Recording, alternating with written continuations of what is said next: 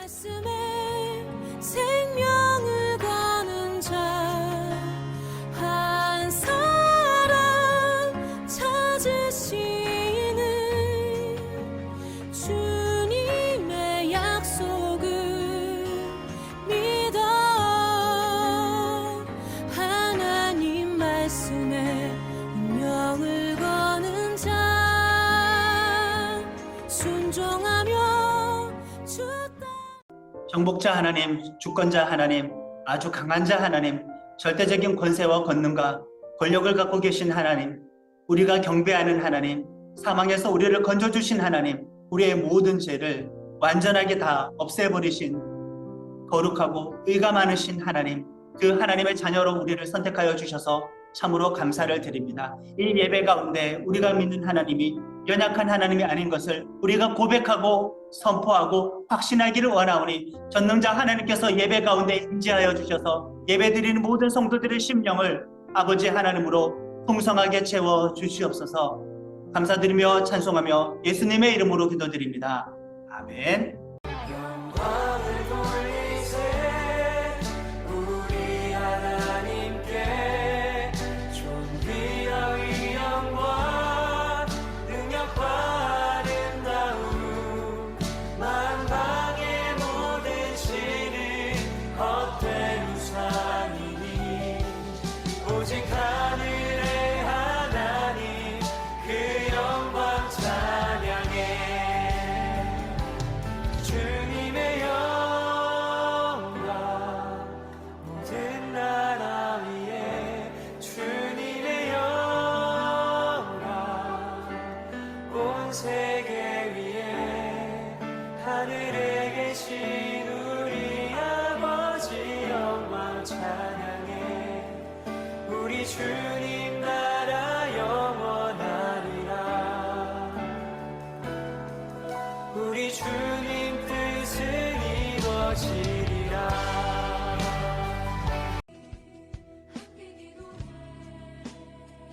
하나님은 은혜로우시며 긍휼히 여기시며 더디 노하시며 인자가 풍부하심으로 너희를 버리지 아니하시리라.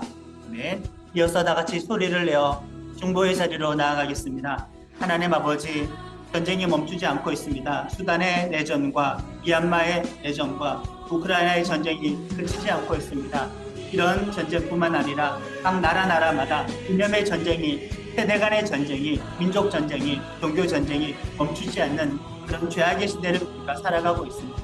하나님 아버지, 복음의 능력이 아니고서는 땅의 역사를 평화로 나아가게 할 수 없사오니 평화의 왕 하나님의 통치하심으로 전쟁이 종식되어질 수 있도록 개입하여 주시 없기를 원합니다. 경제적인 위기로 말미암아 하나님 아버지 젊은처럼 이제는 제대로 넋을 놓고 살아갈 수가 아니겠습니까? 경제적인 위기로 복음이 수 있고 풍성한 하나님의 하나님 먹고 마시고 나누는 모든 문제가 하나되어 주시고 균형 있게 돌아갈 수 있도록 도와주시옵소서.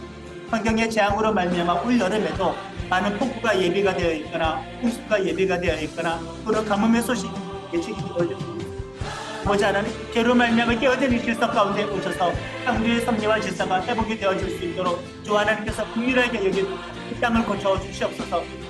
네, 코로나가 거의 끝에 다다른 것 같습니다. 완벽한 코로나의 종식과 더불어서 일상이 회복되어질 수 있기를 원합니다. 모임마다 교회마다 예배마다 현장 사역마다 아버지 하나님 활발하게 열심을 띠고 모든 것이 제자리를 찾고 돌아갈 수 있도록 도와주시옵소서. 저출산과 고령화의 문제로 미래가 점점 암울하게만 합니다.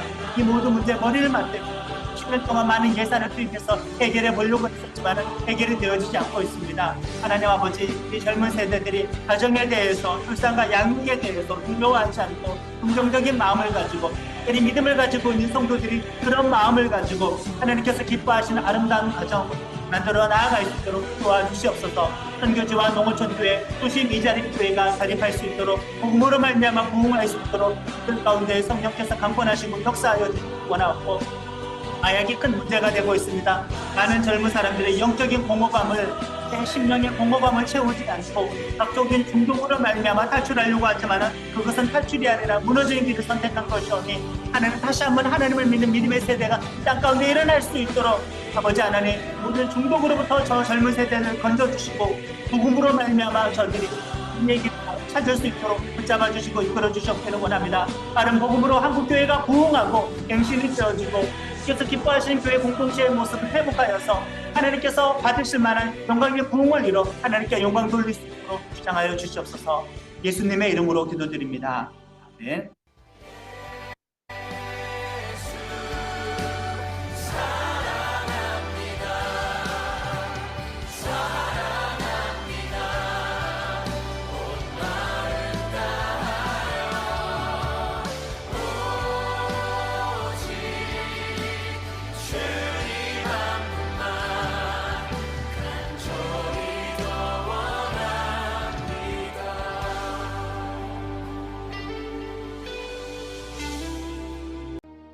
오늘 예배를 통하여 성천을 통하여 기도와 찬양과 말씀을 통하여 예수님과 우리와의 거리가 멀지 않음을 다시 한번 느끼고 깨닫습니다.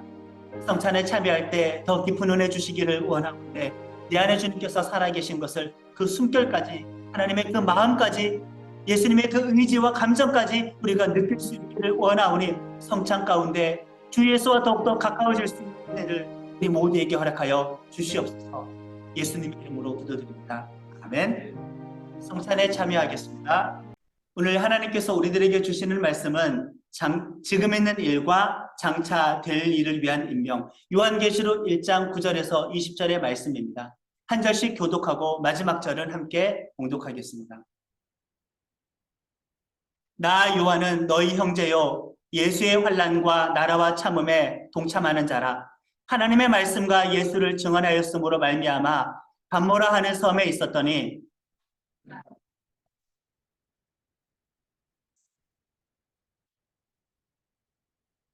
이르되 내가 보는 것을 두루마리에 써서 에베소, 서마나, 버가모, 두아디라, 사데, 빌라델비아, 라오디게아 등 7교회에 보내라 하시기로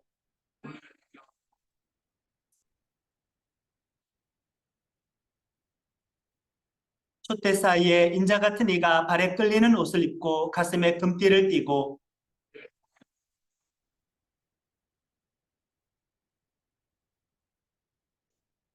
그의 발은 풀무불에 단련한 빛난 주석 같고 그의 음성은 많은 물소리와 같으며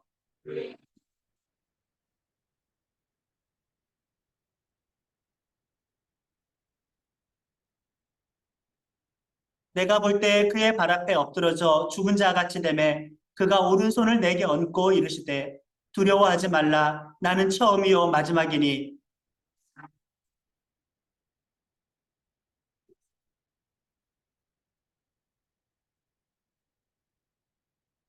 그러므로 내가 본 것과 지금 있는 일과 장차 될 일을 기록하라.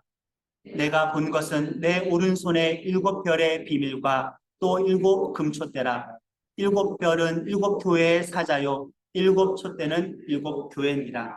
아멘. 요한계시록은 종말에 대한 환상을 기록한 묵시입니다. 영적인 세계에 대해서 환상을 보았는데 그 환상의 순서가 이 땅에서의 꼭 시간 순서대로 이루어지는 것은 아닙니다. 이 환상이라는 것은 한 가지 사건에 대해서 여러 가지의 환상을 볼 수 있고 그 여러 가지 환상을 보는 것도 여러 차례 볼 수가 있습니다. 요한계시록 머릿말에 하나님께서는 이제도 계셨고 전에도 이제도 계시고 전에도 계셨고 장차 오실이라고 하나님 당신 자신을 소개했습니다. 하나님은 어떤 분이냐? 과거와 현재와 미래에 계신 분이라는 그 말씀이죠. 우리야 시간의 순서대로 살아가지만 시간을 창조하신 하나님께서 시간 순서대로 살아간다고 말을 할 수가 있겠습니까? 하나님께서는 과거와 현재와 미래, 그 영원한 시간조차도 한순간에 점으로 모아놓고 동시에 보실 수 있는 그런 분입니다. 그러니 사람은 시간에 갇혀 살아가지만 하나님은 시간에 갇혀 살아가지 않습니다. 오히려 시간이 하나님께 갇혀 있다고 볼 수가 있죠. 그래서 이 환상을 통한 메시지는 어떤 의미에서는 시간을 초월하는 경향이 있어서 환상을 통하여 메시지를 주셨을 때에는 그 내용은 모든 시간에 다 적용이 되는 겁니다. 모든 교회, 모든 성도, 모든 인간들에게 주시는 말씀이 환상의 내용이 되는 겁니다. 또 종말에 대해서 말씀을 하실 때에도 환상의 시간을 초월하는 그 어떤 특성으로 말미암아 종말에 대해서 말씀을 하실 때에도 이미 이루어진 과거처럼 이야기하실 수도 있고 현재처럼 말씀하실 수도 있고 미래의 사건처럼 말씀하실 수도 있습니다. 하나님은 이제도 계시고 전에도 계셨고 장차 오실 이시기 때문에 그렇습니다. 이 하나님처럼 우리도 시간을 초월한 영생의 약속이 기다리고 있으니 예수 믿고 구원받는 것만큼 이 세상에서 귀한 보상은 없다고 할 수 있겠습니다. 요한계시록의 성도들은 다른 많은 이유가 아니라 예수님을 믿는다는 이유 한 가지 때문에 로마 제국으로부터 로마 황제의 그 공권력으로부터 지금 엄청난 박해를 받고 있습니다. 이 계시록이 기록된 이 시기까지 대략 15년 동안 로마의 황제 도미티안이 그 집권을 하고 있었는데 그 이전까지 황제는 신격화를 시도하기는 했었지만은 본격적으로 공식적으로 강압적으로 황제 숭배를 강요하거나 황제 신격화를 하지는 않았습니다. 도미티안 황제가 되어서는 이제 공식적으로 본격적으로 강압적으로 황제 숭배를 황제 신격화를 진행한 것이죠. 그래서 많은 성도들이 그 우상 숭배를 할 수가 없었기 때문에 로마의 제국과 충돌을 할 수밖에 없었고 극심한 박해를 받을 수밖에 없었습니다. 그래서 이 계시록 시대의 주된 배정은 1차적으로는 누구냐? 로마의 황제이다. 도미티안이다. 1차적으로는. 그러나 영적으로 그 배후에 있는 적그리스도 또 원수는 누구냐? 사탄이 되는 겁니다. 시간이 지나가면서 대상은 바뀌죠. 궁극적인 원수와 악의 세력은 있지만 1차적으로 표면적으로 드러나는 도미티안과 같은 적그리스도의 역할을 할 사람들은 역사적으로 계속 등장을 하는 겁니다. 꼭 딱 찍어서 히틀러 한 사람에게 이 말씀이 적용이 된다고 이야기할 수는 없고 그 시절에는 그렇게 적용을 하면 되는 것이고 오늘날에는 지속적으로 이 역할을 하는 악의 배우자, 악의 표면적으로 드러난 사람들이 있다는 것이죠. 많은 초대교회 성도들은 황제 숭배에 저항을 했습니다. 다른 종교는 상관이 없어요. 어차피 여러 신을 믿었으니까. 로마 제국의 그 제국민들은 전혀 상관이 없었어요. 이 신도 믿었고 저 신도 믿었기 때문에 충돌할 이유가 없어요. 황제 하나 숭배하는 거 추가한다고 해서 그들의 신앙관과 부딪히지는 않지만은 하나님 한 분만 믿어야 되고 예수님 한 분만 믿어야 되고 성령님 한 분만 믿어야 되는 이 기독교인들은 교회의 신을 믿는 것은 우상 숭배였기 때문에 목숨을 걸든지 타협하든지 둘 중에 하나밖에는 없었습니다. 목숨이 위태할 정도로 큰 고난을 받으면서 믿었다 이거죠. 우리들이 생각하는 고난의 개념과 요한계시록의 수신자들, 그 성도들이 생각하는 고난의 개념은 전혀 다릅니다. 지금 성도들이 당한 고난은 어떤 고난입니까? 믿음 때문에, 믿음을 지키는 것 때문에 당하는 고난이죠. 흔히 현대를 살아가는 오늘 성도들이 생각하는 고난은 어떤 겁니까? 믿음 때문에 박해를 받아서 고난을 당한다? 우리가 말하는 고난은 이거 아니잖아요. 잘 믿는데도 경제 문제, 재정 문제 해결이 안 되고, 잘 믿는데 건강 문제 생기고, 잘 믿는데 학교 문제, 진로 문제, 직장 문제, 사회 문제, 인간관계 문제, 집안 문제가 해결이 잘 안 되고, 잘 믿는데도 세상의 명예를 못 얻게 되는 거, 잘 믿는데도 출세가 잘 안 되는 거, 잘 믿는데도 이 땅에서의 소유와 누릴 수 있는 그 모든 것들이 제대로 채워지지 않아서 고통당하는 그런 고난의 문제이지 않습니까? 흔히 현대를 살아가는 우리들이 말하는 고난은 믿어서 박해를 받는 게 아니라 개인적인 누릴 수 있는 것을 누리지 못해서 고통스럽다고 이야기하는 것이 대부분이죠. 그런 의미에서 이 요한계시록의 수신자들이 말하는 고난과 우리가 말을 하는 고난은 약간 다른 의미가 있습니다. 믿음 때문에 박해를 받는 거, 그것이 참 고난이죠. 물론 그런 사람이 있을 수도 있겠지만은 근데 본인이 믿는다고 하면서 도덕적인 삶이 형편이 없이 망가져가지고 그래서 비난을 받고 그래서 교회가 비난을 받는데 그걸 가지고 믿음이 박해를 받는다고 말을 하는 것도 좀 제대로 연결은 안 되는 것 같습니다. 내가 믿는다고 하면서 도덕적인 삶을 제대로 실천하지 못해서 세상의 빛과 소금의 역할을 감당하지 못해서 핍박을 당하는 것은 이 수신자들이 당하는 고난과 동일한 고난이라고 말을 할 수는 없는 것입니다. 자, 이런 의미에서 오늘 우리들은 계시록을 살아가는 이 성도들과 같은 고난을 당하고 있다고 말을 할 수가 있는가? 나의 삶이 형통하지 않는 것을 고난이라고 생각하지 내가 내 믿음을 실천하기 위하여 내 믿음이 열매를 위하여 이 믿음 때문에 사명을 감당하기 위하여서 내가 고난을 자발적으로 선택하면서 살아가고 있는가? 그러지는 않고 믿음 외의 문제 때문에 일이 잘 풀리지 않아서 고통스러워가지고 그 개인적인 고난만 가지고 하나님과 씨름하고 있는 연약한 수준의 믿음은 아닌가 반성해 볼 필요가 있습니다. 소아시아의 7교회는 7이 주는 상징수 때문에 당시에 7개의 교회 수신자가 맞지만은 전 교회를 수신자로 이것이 기록이 되어 있고 이 7의 숫자에는 이후에 예수님의 재림 때까지 생존하여 하나님을 믿게 될 수많은 교회와 성도들이 다 포함이 되어 있다고 말을 할 수가 있으니 수신자들만 믿음 때문에 박해를 받아야 된다? 아니죠. 우리도 이런 삶을 자발적으로 선택해야 하는 것입니다. 당시 2000년 전에 그 7교회의 성도만 믿음 때문에 박해를 받아야 된다? 그 7 수신자 교회에 모든 성도가 다 들어있으니 나에게도 이 말씀이 허락이 되는데 나는 과연 믿음 때문에 박해의 길을 알면서도 걸어가 본 적이 있었던가? 아니면 최대한 피했었나? 회개를 해야 될 문제입니다. 9절의 말씀 같이 읽겠습니다.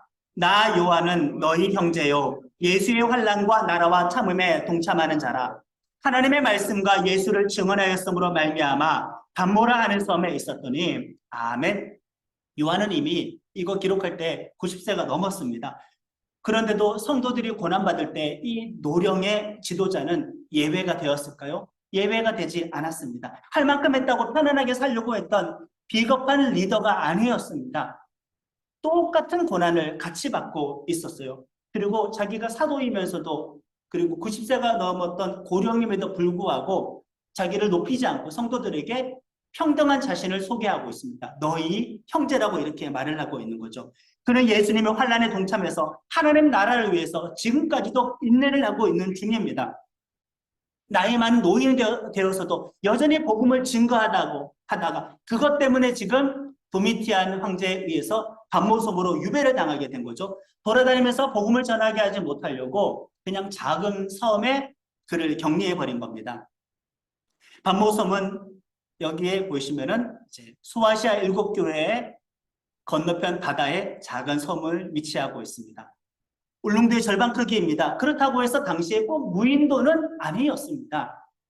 로마 제국의 수비대도 주둔을 했었고 여러 신전도 있었기 때문에 어느 정도 이 섬 안에서는 자유를 누리면서 살아갈 수가 있었죠. 사도 바울처럼 가택연금은 아니었었고 사슬에 묶여서 감옥에 갇혀 있는 상태는 아니었습니다. 어느 정도 자유를 누리면서 이 섬에서 유배 생활을 하고 있었는데 그때 요한계시록의 이 묵시의 말씀을 본 것입니다. 그리고 도미티안이 죽었습니다. 로마의 황제가 다음 황제로 바뀌어지게 되었습니다. 사면령을 받아서 여기서 빠져나와서 바다 건너 항구 도시 에베소에서 머물다가 사도 요한은 거기에서 죽게 됩니다. 지금 튀르키예에서는 우리가 에베소라고 하지만 거기 현지에서는 셀축이라고 합니다. 만약 우리 성도들이 성지순례를 가게 된다면 그 에베소에는 셀축에는 사도 요한 기념교회를 여러 군데서 발견할 수가 있습니다. 10절과 11절의 말씀입니다. 같이 읽겠습니다. 주의 날에 내가 성령에 감동되어 내 뒤에서 나는 나팔 소리 같은 큰 음성을 들으니 이르되 내가 보는 것을 두루마리에 써서 에베소, 서머나, 버가모, 두아디라, 사데, 빌라델비아, 라우디게아 등 7교회에 보내라 하시기로. 아멘. 우리가 성지순례를 가서 이 7교회를 볼 수가 있어요. 사도 요한 기념교회도 볼 수가 있어요. 자, 보세요. 교회가, 기독교가 로마 제국의 공인을 받았을 때가 언제입니까? 4세기입니다. 지금은 어떤 시기입니까? 박해가 극심한 시기입니다. 1세기잖아요. 1세기에 계시록을 기록했고 성지순례를 가서 우리가 보게 되는 교회는 멀쩡하게 돌로 지어진 규모가 있는 교회 전용 건물입니다. 예배당입니다. 그러면 수신자들이 살았던 그 시기에 7교회는 아닌 것이죠. 이때보다 몇백 년은 지나서 기독교가 공인이 되고 그 이후에 그 지역에서 발굴된 교회 중에 하나인데 아마 성지순례를 가면은 여러분들은 거기에 돌아가게 다니면서 구경을 하게 될 겁니다. 그러니 계시록에서 말한 그 7교회가 우리가 성지순례 가서 바라보는 그 교회와 바로 이렇게 직접 연결되지는 않습니다. 수백 년의 차이는 있는 거죠. 그래도 그 지역에 있는 교회를 탐방을 하면서 우리는 은혜를 받을 수는 있습니다. 이 시기에 7교회에 편지를 전달하게 되었습니다. 요한은 이 반모섬에서 환상을 봅니다. 묵시를 받습니다. 묵시를 받는 날이 언제입니까? 10절에 보면은 주의 날이라고 합니다. 주의 날은 예수님께서 부활한 그날, 토요일이 아니라 주일이 되는 거죠. 주일 예배 가운데 성령이 감동이 되어서 환상을 보게 됩니다. 지금 요한이 여기에 왜 오게 되었나요? 왜 유배를 오게 되었나요? 하나님의 말씀을 전하기 때문에 유배가 되지 않았습니까? 그러면 여기서 요한이 주일날 예배를 드릴 때 거기에서 전도하러 다니면서 사람들을 모아다가 여러 사람들이 함께 모여서 주일 예배를 드릴 수 있었겠습니까? 상식적으로 혼자서 주일을 예배를 드리고 있는 겁니다. 혼자서 주의 날, 주일 예배 가운데, 기도 가운데 이 환상을 보게 되는 것이죠. 혼자서 주일을 지켰을 때 그의 마음속에도 이런 성령의 충만함을 잃어버리지는 않았다. 자, 여기서 우리가 주목해 볼 것은 상황은 지금 어떤 상황이에요?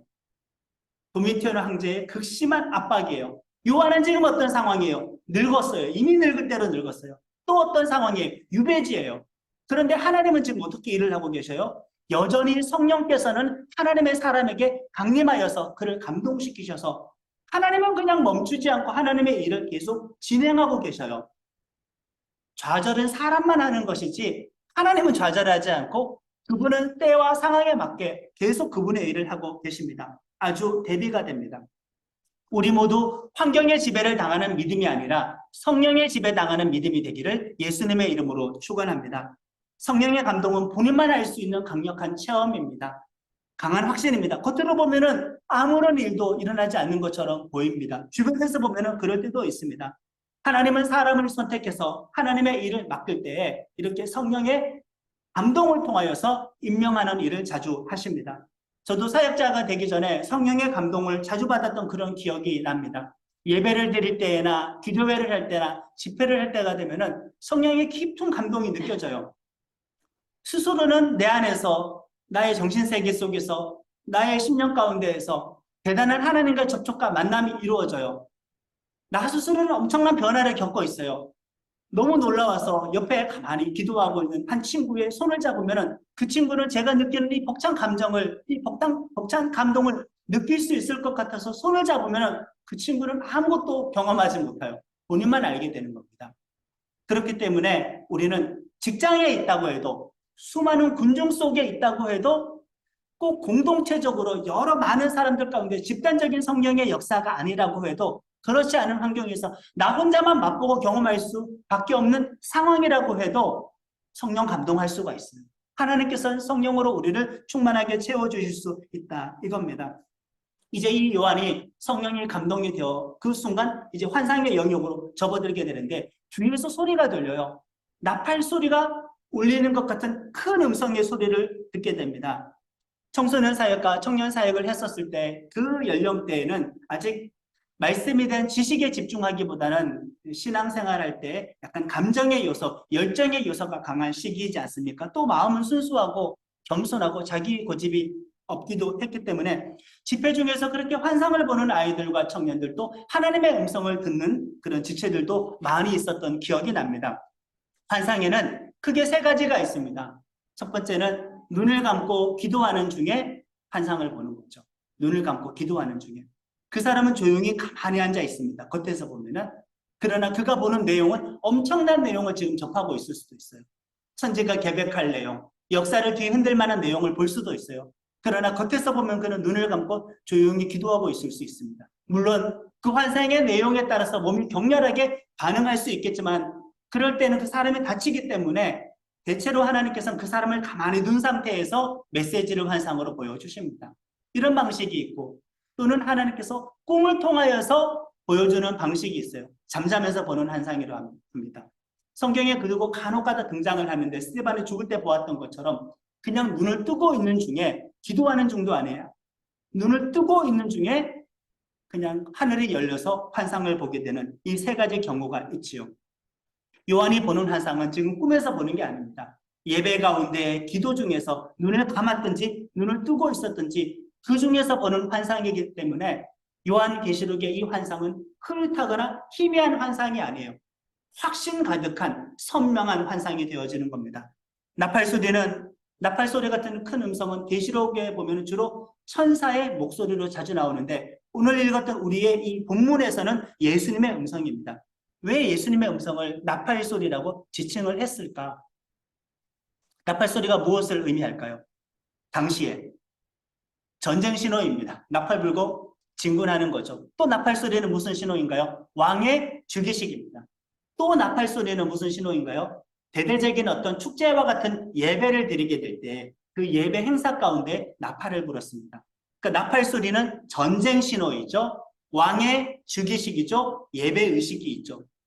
그러니 이 세 가지 의미가 계시록에 다 담겨 있어요. 계시록은 예수 왕의 즉위식이에요. 계시록은 하나님의 참된 예배와 성전의 완성이에요. 그리고 원수들에 대한 전쟁 선포와 그들에 대한 승리예요. 그러니까 환상을 여는 음성에 처음 예수님의 목소리가 나팔 소리처럼 이렇게 들린 것입니다. 예수님께서 11절에 내가 보는 것을 두루마리에 기록해서 7교회에 보내라고 하셨습니다. 듣는 것이라고 하지 않고 보는 것이라고 하였으니 확실하게 환상입니다. 그 내용으로는 종말에 대해서 다루었기 때문에 묵시라고 할 수 있습니다. 12절의 말씀을 같이 읽겠습니다. 몸을 돌이켜 나에게 말한 음성을 보려고 돌이킬 때 7 금초대를 보았는데 돌이키는 순간 그 유배지에 있었던 동굴벽이 보이는 게 아니라 어떤 방의 뒷벽이 보이는 게 아니라 그 7 금초대가 보이는 겁니다. 요한이 음성의 정체를 확인하려고 몸을 돌이키는 순간 보이는 장면은 현실의 장면이 아니게 되었습니다. 7 금초대입니다. 한번 우리가 출애굽기를 많이 공부했기 때문에 떠오르죠. 7 금초대 하면 우리는 지성소와 성소에 있었던 등잔대가 생각이 나지 않습니까? 근데 그 등잔대는 하나의 줄기에서 나와서 7가지로 갈라지고 7군데에 불을 밝힐 수가 있었습니다. 율법에서 성막에서는 등잔대입니다. 신약에 와서는 7개의 촛대 환상이 보이니 그 내용과 이미지가 연결이 됩니다. 성소에서 그 7 금초대가 무엇을 비추고 있었습니까? 진설병상을 마주보고 있었죠. 진설병은 떡 12개입니다. 12개의 떡은 하나님의 백성을 대표하고 상징합니다. 그러니 등잔대가 이것을 비춘다라는 말은 교회를 하나님께서 인도하신다. 하나님의 교회를 인도하는 빛이 된다라는 의미도 있고 교회는 세상을 인도하는 빛이 되어야 한다라는 그 의미도 있습니다. 그러니 7 금초대는 하나님을 상징하고 또한 교회를 상징한다고 볼 수가 있지요. 두 환상을 지금 보고 있습니다. 20절의 말씀을 읽겠습니다. 내가 본 것은 내 오른손의 7별의 비밀과 또 7 금초대라. 7별은 7교회의 사자요 7 촛대는 7교회니라라고 해서 읽었던 단락의 마지막에 해석을 해주고 있습니다. 7 촛대는 7교회이다. 그럼 7교회는 7만 상징할까요? 모든 교회를 다 상징할까요? 당연히 모든 교회를 다 상징을 하는 것입니다.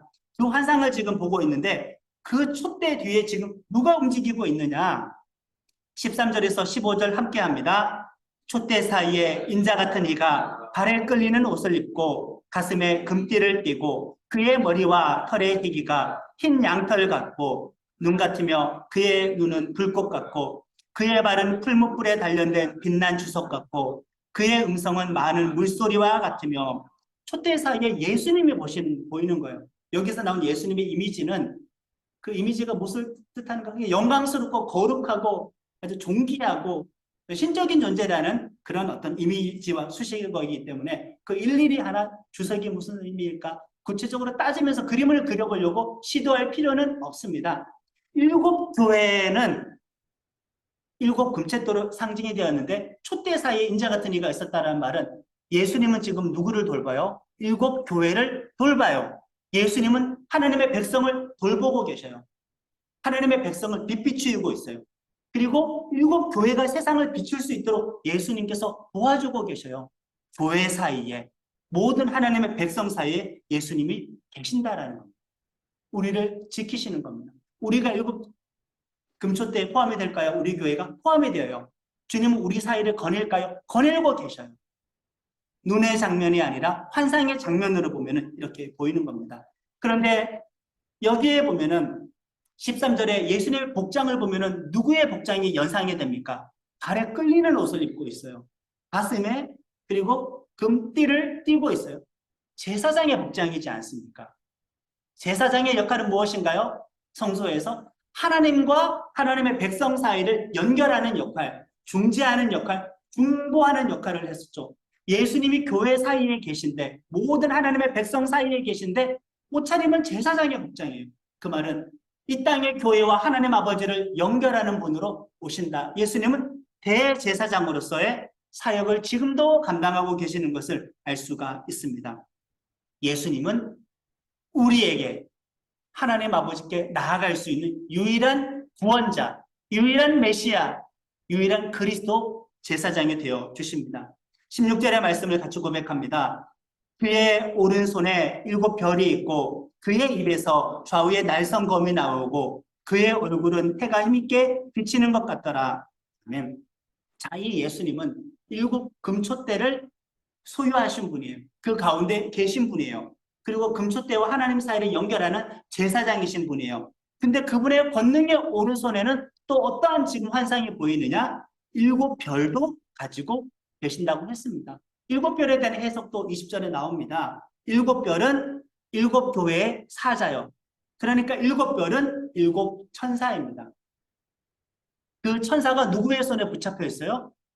예수님의 권능의 오른손에 지금 잡혀 있어요. 땅을 대표하는 하나님의 백성을 대표하는 게 교회인데 7교회도 예수님이 사로잡고 있고 하늘 천상적인 존재를 대표하는 그 천사들을 7도 예수님께서 잡고 있어요. 그 말은 하나님은 땅과 하늘의 모든 권세를 갖고 계신 분으로 묘사가 되어 있습니다. 예수님은 땅과 하늘, 영적 세계와 물질 세계 모든 권세를, 모든 존재들을 다 통치하고 계신 분이 이런 해설이 아니라 이런 이미지 환상으로 지금 계속 보여주고 있는 거예요. 자, 지금 수신자들은 누구 때문에 고난을 당해요? 로마 제국 황제 때문에 고난을 당해요. 그 도미티안 때문에 고난을 당하고 있어요. 누구를 믿어서 고난을 당해요? 예수님을 믿어서 고난을 당해요. 예수님을 믿는데 오히려 세상 황제 때문에 고난을 당하면 예수님보다 세상 황제가 더 강해 보이죠. 더 세 보이죠. 예수님이 약해 보이죠. 무기력해 보이죠. 그러나 환상의 내용을 보면은 정반대입니다. 이 땅의 진정한 권력자가 누구인지 보여주는 거예요. 로마의 황제, 세상의 권력자 사탄은 아무런 권세도 없다. 오히려 예수님이 절대적인 권세를 가지고 계시다라는 것을 보여주고 있습니다. 도미티안 황제와 비교할 수 없는 분이 예수님인 거예요. 이 환상을 보았어요. 전해 들었어요. 그러면 황제 숭배의 강요와 예수님의 절대 권력 앞에서 성도들은 믿음을 지킬 수밖에 없었겠죠. 지켜야만 되겠죠. 황제를 두려워해야 되겠어요? 예수님을 두려워해야 되겠습니까? 누가 더 나의 운명을, 누가 더 나의 영원한 운명을 좌우할 사람입니까?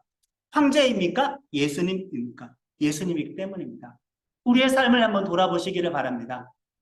예수님보다 세상을, 예수님보다 사람을, 예수님보다 사람의 무력과 권력을, 예수님보다 세상의 돈의 힘을 더 우러러보지 않았나? 더 강하게 내가 취급하지는 않았나? 우리는 과연, 나는 과연 예수님의 권세를 인정하는 삶을 살았던가? 때로는 우리가 세상 앞에 패배하는 삶을 살게 되었을 때, 고난당하는 삶을 살게 되었을 때 세상이 세 보이고 믿음이 허무해 보이고 하나님이 약해 보이고 세상의 유명한 사람들에 비해서 나의 인생은 아무것도 아닌 것 같고 어떠한 영향력도 미칠 수 없을 것 같은 나약함을 느낄 때가 많이 있지만 오늘 주시는 이 묵시의 말씀을 통하여서 자존감을 회복하기를 바랍니다. 내가 믿는 분은 절대 권력을 가진 분이다. 땅의 권력과 하늘의 권력을 갖고 계시죠. 자, 그의 입에서 말씀이 나옵니다. 17절에 보면은 그의 입에서, 예수님의 입에서 좌우의 날선검이 나오고 있습니다. 좌우의 날선검. 여러분, 성경에서 검이 뜻하는 거 뭔지 아시죠? 하나님의 말씀은 살아있어 좌우의 날선검과 같다. 히브리서 4장 12절의 말씀도 있잖아요. 하나님의 말씀이 칼이에요. 우리가 흔히 전신갑주 취할 때 성령의 검, 곧 하나님의 말씀이라고 우리가 합니다. 에베소서에서. 그러니까 여기서 말한 좌우의 날선 검은 눈에 보이기에는 주님의 입에서 칼이 막 쏟아져 나왔지만은 그 의미는 예수님의 입을 통하여 나오는 그 말씀이 세상을 심판한다. 원수들을 심판한다. 사망을 심판한다. 이 말씀이 하나님의 백성에겐 구원이 되겠지만 믿지 않는 자에게는 심판과 저주가 되어지는 겁니다. 예수님의 말씀이 최후의 심판을 일으키는 검이 되어지는 겁니다. 17절의 말씀 읽겠습니다. 내가 볼 때 그의 발 앞에 엎드러져 죽은 자 같이 되매 그가 오른손을 내게 얹고 이르시되 두려워하지 말라 나는 처음이요 마지막이니 아멘. 이런 예수님의 환상을 보았을 때 자연적으로 이런 반응을 보일 수밖에 없었죠. 두려움과 동해감입니다. 황제를, 세상을, 사탄을 두려워해야 될 것이 아니라 하나님을 두려워해야 되는 거죠. 근데 우리는 반대일 때가 있어요. 오히려 세상이 두려워서 하나님 두려워하지 않고 믿음을 포기하거나 세상과 타협해버리고 하나님께 상처 주고 죄를 지을 때가 많이 있는 것이 사실입니다. 18절의 말씀을 같이 읽겠습니다. 곧 살아있는 자라 내가 전에 죽었었노라 볼지어다 이제 세세토록 살아있어 사망과 음부의 열쇠를 가졌노니 아멘. 환상의 내용 중에 자꾸 추가가 됩니다. 사람에게 있어서 가장 두려운 문제가 무엇일까요? 당시 성도들에게 가장 두려운 문제가 무엇일까요? 죽는 거죠. 죽음입니다.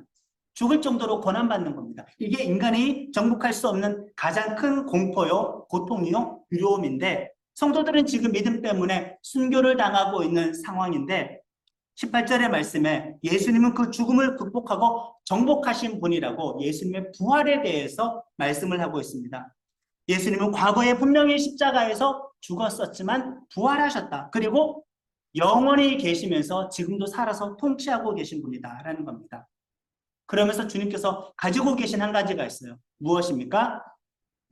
열쇠를 가졌으니 18절에 사망과 음부를 여는 열쇠. 음부는 지하세계, 죽은 자의 세계 또는 지옥입니다. 사망과 지하세계, 사망과 죽은 자의 세계를 여는 열쇠를 가진 분이라고 소개하고 있습니다. 자, 예수님이 하늘의 권세를 다 가졌다고 했습니다. 7별, 7천사, 하늘의 존재를 다 총칭해서 대표하는 7별을 오른손에 갖고 있어요. 땅을 대표하는 것은 7교회예요. 그 7교회에 서 계시고 제사장의 역할로 땅의 교회를 돌보시면서도 지키고 소유하고 계셨어요. 땅의 권세, 하늘의 권세를 다 가지고 계셨는데 이제 예수님에게 남은 권세가 어디 있어요?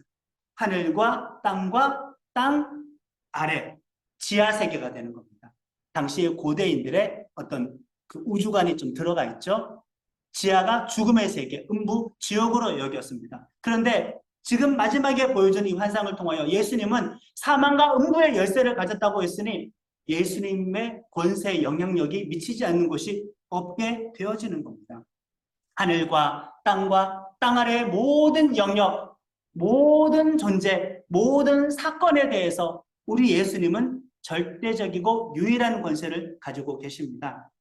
우리가 이걸 읽었을 때에는 딱히 잘 이해가 안 될 수는 있지만 당시 로마 제국 사람들에게는 아주 대중적인 개념이 하나 있었는데 헤케테라는 여신이 저승을 여는 열쇠를 가졌다는 그런 대중적인 믿음이 있었고 그런 여신이 있었습니다. 그 우상이 발견되기도 했는데 열쇠를 딱 들고 있습니다. 이게 로마 제국 사람들에게는 그냥 아주 대중적이고 일반적인 의미였는데 그러나 이 구절을 설명했었을 때에는 사람들에게 예수님께서 헤케테가 가지고 있는 그 열쇠까지도 빼앗아서 예수님께서 갖고 계시네. 사망과 죽음을 다스리는 영역조차도 저 우상의 영역이 아니라 예수님의 통치 영역이구나라는 그 말을 지금 해주는 겁니다. 이 환상을 통하여 예수님은 요한에게 모든 권세를 가진 당신 자신을 지금 계시하고 있으니 성도들을 지금 로마 제국과 황제가 또는 유대교인들이 또 다른 종교인들이 핍박을 한다고 해도 누가 우스워요? 그들이 오히려 우습게 되어지는 겁니다. 황제의 신전을 짓는다고 해서 경배해서는 안 된다.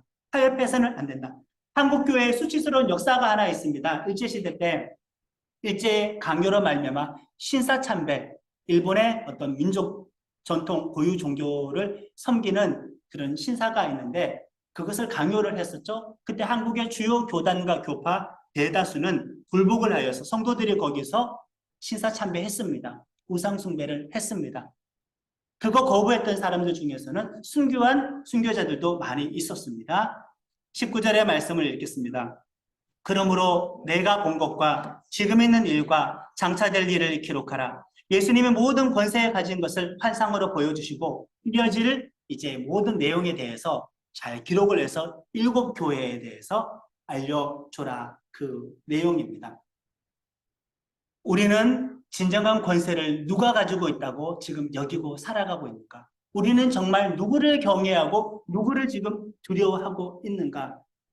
모든 권세를 다 가지고 계신 분께서 하나님의 사람을 선택해서 지금 임무를 감당하려고 위임을 하고 있습니다. 고령의 나이를 핑계댈 수 있어요? 유배지 상황이라고 핑계댈 수 있어요? 현재의 제국의 상황에 대해서 핑계댈 수 있어요? 우리는 많이 핑계대는 것 같아요. 저 스스로도 그렇습니다. 교회가 너무나 비난을 많이 받아 코로나 시기였었지 점점 움츠러 들어가는 것 같습니다.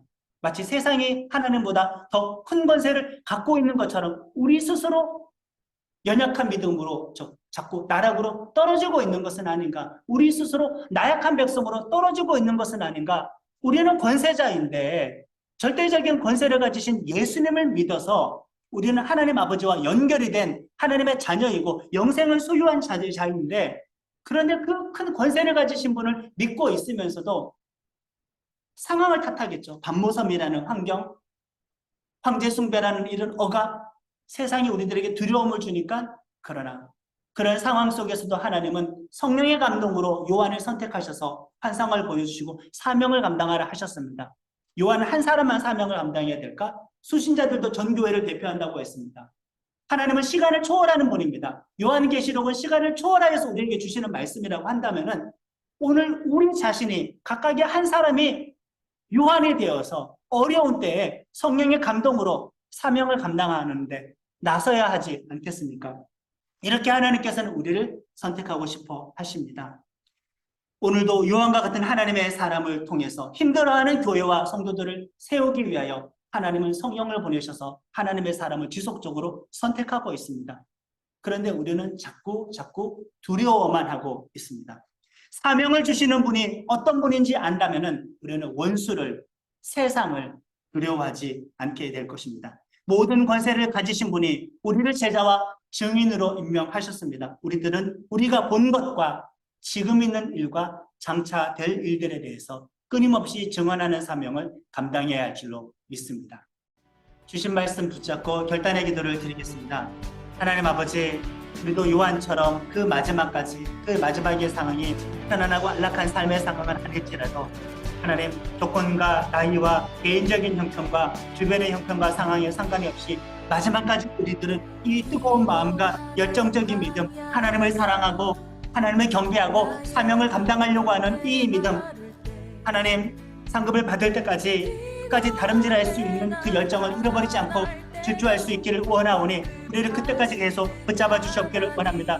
변치 않고 충성하는 하나님의 사람이 될 수 있도록 우리들을 붙잡고 동행하여 주시옵소서.